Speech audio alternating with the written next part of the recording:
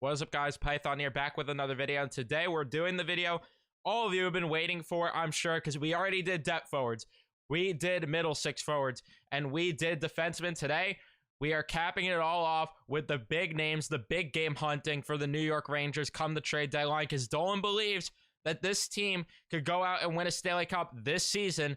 Therefore, you could expect, most likely, I should say, one of these five names to be a New York Ranger come the trade deadline. But I have no inside information. I am just an idiot talking into a camera that you guys decide to listen to. So that is that. It's not like I have any inside information as to if the Rangers are going to actually go out to acquire these guys. But we'll see. We'll see. It's very likely, considering, like I said, Dolan is expecting this team to win a Stanley Cup this year. So there's a lot of pressure on Drury. There's a lot of pressure on the front office to get something done. And Gerard Gallant, of course, to be able to coach the right way, because that's, an issue right now. But there's a lot of pressure on the Rangers to get something done, and I feel like that one of these big names is more likely than not to land with the Rangers. But who are the five? You gotta watch to find out. So be sure to leave a like on the video before we jump into it. If you do enjoy, subscribe if you guys are new, especially if you're Ranger fans, and turn on your notifications so you know when I upload a video next. And remember, if you haven't watched the previous 3 videos, which you should, go watch them. The way that we do this, I rank them in order of what I think is least likely to happen to most likely to happen of them all. So let's start this off with the first name. And coming in at the number 5 spot, we have Jonathan Toews of the Chicago Blackhawks. And why is he at number 5 and not higher on the list? Well, let's just keep it simple. I think that the Rangers are going to steer away more from centers, given the fact that I think they're pretty content with Zibanejad, Trocheck, and Chytil up the middle.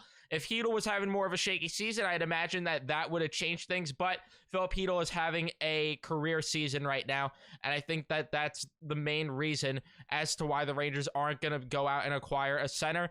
But they still could, and Jonathan Toews would be a good acquisition for them. In 46 games played this season, has 28 points, 14 goals, 14 assists, and we know that he has more than enough playoff experience. He has a lot of Stanley Cups under his belt, and he has a lot of playoff games under his belt. In fact, 119 points in those 137 career playoff games. The advanced analytics, do they love him? Kinda. I mean, he's really loved for his offensive ability, but defensively, he's not really loved. But I'd imagine that the Rangers would utilize him on a PK role, and he would be utilized as a two-way forward. He'd probably be deployed on the third line, if I had to imagine. I'm not too entirely sure there, though. Or maybe Trocheck moves to the wing, and they have Jonathan Toews center, Panarin, and Trocheck. Could be something like that if they were to go out and acquire him. But again, that's where I think that's a little weird if they do go out and acquire a center, because you're moving the lineup in a weird way. And Trocheck's so good in the faceoff dot. Do you really want him to play on the wing? I'm not entirely sure. But Jonathan Toews, another reason that you might not go out and acquire him is that cap hit at $10.5 million. Chicago, of course, would retain some salary. But would the Rangers really want to utilize most of their deadline cap space, which should be around anywhere from $4.5 to $6 million, all on one forward? I don't think so. They're going to want to be able to make other moves come the trade deadline. So I don't think that Jonathan Toews is likely because of that. But again, remains to be seen. He comes in at the number 5 spot. Coming in at the number 4 spot, we have another center, which is why he's at the number 4 spot. And this is Ryan O'Reilly of the St. Louis Blues, who I like a lot more than Jonathan Toews. First of all, he's making $7.5 million. So if St. Louis retains salary, you get that down a good amount, and they still should be able to go out and make other moves here at the deadline. And another reason I like Ryan O'Reilly, he is a hero when it comes to both sides of the puck. He does it on both ends, offensively and defensively. You don't have to worry. He could kill penalties for you, and he does it at a very efficient rate. The advanced analytics tell you otherwise, but I don't really care what they say when it comes to the penalty kill. I would trust Ryan O'Reilly. And in that Stanley Cup run, yeah, he casually just won the Conn Smythe, if I'm not mistaken there, having in 26 games played, 23 points, 8 goals, 15 assists there. And this season so far in 37 games played, he has 10 goals, 6 assists for 16 points. In the playoffs, he's got it done multiple times. He's near a point per game pace. throughout his career in playoff games. 64 games played, 56 points in those, 22 goals, 34 assists. So yeah, the guy has a lot of playoff experience under his belt, and he would definitely be a huge acquisition. It's just, again, the problem comes to, are the Rangers going to go out and acquire a center? I'm not too entirely sure of that. But Ryan O'Reilly, if they were to acquire one, would make the most sense, brings leadership as well to the table. That's another conversation there. But when it comes to Ryan O'Reilly, you can't really go wrong if the Rangers do go out and acquire him. But coming in at the number 3 spot on my list, we have Ryan O'Reilly's teammate on the St. Louis Blues, that being in Vlad Tarasenko. So this is where you get to the more likely candidates because of the fact that you're looking at some wingers here. And Vlad Tarasenko certainly would be a great acquisition as well, because he has playoff experience under his belt. In the year that they went to the Stanley Cup Finals in 26 playoff games, had 17 points, 11 goals, 6 assists. This season, in 38 games played, has 10 goals, 19 assists, 29 points, was an all-star for the St. Louis Blues, and in 90 career playoff games has 60 points, 41 goals, 19 assists. Yeah, he puts the puck in the net, which is the best thing about him. Doesn't really bring it on the defensive side of the puck, which is a big concern because we know that the Rangers have a lot of lazy back checkers on this team, especially in the forward group. So that's your one concern there. Another concern that you have with Vlad Tarasenko is the guy loves to not play a full season. He hasn't played a full season since the 16-17 season. So that's the other issue that you run into there because, yeah, he's gotten injured way too much, including the season he dealt with some injuries.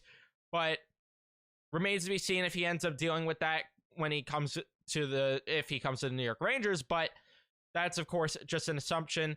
But yeah, I think that Vlad Tarasenko would really help the Rangers' 5v5 goal scoring problems, which would be huge for them to address because we know that they need to fix the issues. Could maybe go on the power play if you also need him to, but again, I don't know who Gallant would end up taking off the power play. That's another thing where it would be remain to be seen. So, yeah, Vlad Tarasenko in what is a down year right now, still having a solid season, and yeah, he puts the puck in the back of the net. So, Vlad Tarasenko comes in there at the number 3 spot. Coming in at the number 2 spot, yeah, we have the name that I've been super against throughout the entirety of the rumors, but we're going to bring him up because I think he's really likely to, and that is going to be Patrick Kane of the Chicago Blackhawks, Jonathan Toews' teammate. Yeah, Patrick Kane, I really think that Dolan and company, I really think they love the idea of reuniting Showtime and the Breadman here on Broadway. I think they love that way too much for it to most likely not happen. And the reason why he's not at the number 1 spot is because of the fact that, one, Chicago's asking price in rumors lately have been absolutely absurd. They're asking for Lafreniere or Kakko plus, which the Rangers are just, of course, not going to do for a rental. They're not going to give up one of their bright young stars for a rental. We just know that's not realistic. Maybe a Vitaly Kravtsov or other piece. But if Chicago keeps that asking price, then I think that the Rangers steer clear of this trade. Another reason is that cap hit. Yet again, the Rangers are going to want to go out and make other moves beyond Patrick Kane. So that's the other thing. But all that aside, I think that the Rangers really do love the idea of bringing Patrick Kane to the New York Rangers. In 45 games played this year, has 34 points, 9 goals, 25 assists. And in the playoffs, he is an absolute hero as well. If you want to talk heroes, yeah, Patrick Kane is that guy. 136 games played in the playoffs, 132 points, 52 goals, 80 assists. Why would I be against Patrick Kane as well? Also because of the fact that him and Panarin both play a similar style of game. This isn't like how Panarin was in Chicago where he was shooting the puck and getting Patrick Kane those assists. No, both of them are completely different players now, especially Artemi Panarin. He doesn't really shoot the puck, so you're going to watch them pass a lot. And then the advanced analytics absolutely hate Patrick Kane. They do not like him at all because he doesn't play defense, and even offensively, they don't really like him this year. So there are concerns there with Patrick Kane, a lot more than positives, at least in my opinion. But at the same time, if you want to look at positives, if the Rangers could get him at an affordable price, he definitely would help the top 6. There's no denying that, as long, again, as they get him at a reasonable price. But that remains to be seen if they can. So, yeah, Patrick Kane comes in at the number 2 spot. And coming in at the number 1 spot, I think that it's going to come to a surprise that I have him here, but we have Timo Meyer of the San Jose Sharks And man, do I love this idea. And am I all for Timo Meier coming to the New York Rangers? Why am I all for Timo Meier coming to the Rangers and not Patrick Kane, even though he has that $10 million qualifying offer? Well, Timo Meier is someone that is a legit superstar at this point in his career and is right in his prime right now versus a Patrick Kane who's on the wrong side of 30, and all these other guys that I've mentioned on the list being on the wrong side of 30. Yeah, Timo Meier is still young. He still is fresh, and he does have playoff experience as well. In 35 career playoff games, has 20 points, 7 goals, 13 assists. Not a lot of it like some of these other guys, but he still does have it. That is for sure. 51 games played this year, has 48 points, 28 goals, 20 assists. Yeah, absolutely ridiculous. One of the most untalked about players in the league when he should be talked about more because he's a legit superstar. And the analytics love him as well as the eye test. The analytics absolutely love the fact that he brings it on both ends of the puck, especially the offensive side of things. Even defensively, though, he definitely brings it. Doesn't kill penalties, which is odd given his advanced analytics defensively. But maybe the Rangers would try him on the PK if he was brought in. And why is he number one is probably the question that all of you are asking. Well, according to recent reports from guys like Frank Saravelli, yeah, it's looking like the Rangers are going to do anything to facilitate a Timo Meier trade. That's what all the recent reports have been. Are they true, or is it all just talk? Remains to be seen. Maybe that this is just a negotiation tactic for the San Jose Sharks to put out there, for them to drive up the price for a team like the New Jersey Devils to go out there and overpay for a Timo Meier. That could be entirely likely, but it wouldn't shock me if the Rangers are legitimately interested because Timo Meier is a stud. He's a legit star in this league. And yeah, it would make a lot of sense for the Rangers to go out and acquire a guy like Timo Meier. Now, the question and concern that you have with him is, can you extend him? Most likely not, but at the same time, he is an RFA, so you can flip him back for assets that you end up losing. But the question is, what is the cost of a Timo Meier?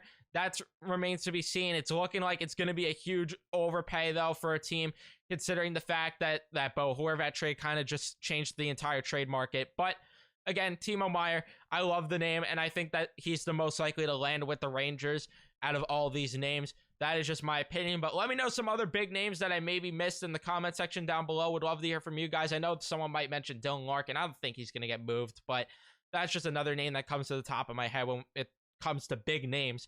But let me know in the comment section down below. Would love to hear from you guys. Thank you guys so much for watching this video. Remember to leave a like if you did enjoy it. Subscribe if you guys are new, especially if you're Ranger fans. And turn on your notifications so you know when I upload a video next. And I will see you guys in the next one.